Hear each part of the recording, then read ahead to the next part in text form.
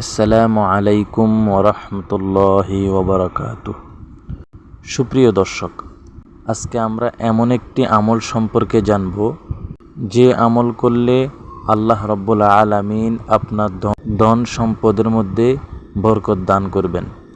যে ব্যক্তি তার সম্পদের মধ্যে বরকত হোক এই বিষয়ে আগ্রহী হয় সে যেন রাসূলুল্লাহ সাল্লাল্লাহু আলাইহি ওয়াসাল্লামের উপর এই দুরূদটি পাঠ করে। কেননা কোনো মুসলমানের কাছে যদি সদকা করার মতো কোনো সম্পদ না থাকে তাহলে সে যেন এই দুরূদ শরীফটি দোয়ায়ের মাঝে পাঠ করে। এটা তার জন্য যাকাত স্বরূপ হবে, অর্থাৎ এতে তার সম্পদের মাঝে বরকত হবে এবং তা পবিত্র হবে।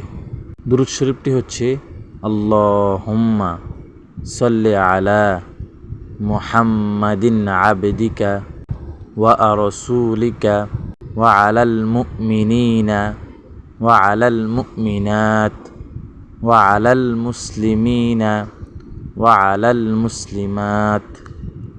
এর অর্থ হচ্ছে, হে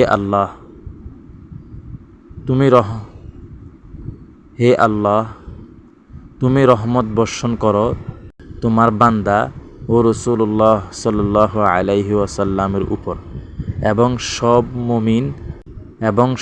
মুমিন মুসলমান নর ও নারীর উপর। পরিশেষে আল্লাহ তাআলা প্রত্যেক সম্পদশালীকে যাকাত আদায়ের পাশাপাশি এই দুরূদ শরীফটি পাঠ করে হালাল সম্পদের পবিত্রতা ও বরকত লাভের প্রচেষ্টায় এই আমল করার তৌফিক দান করুক। আমিন।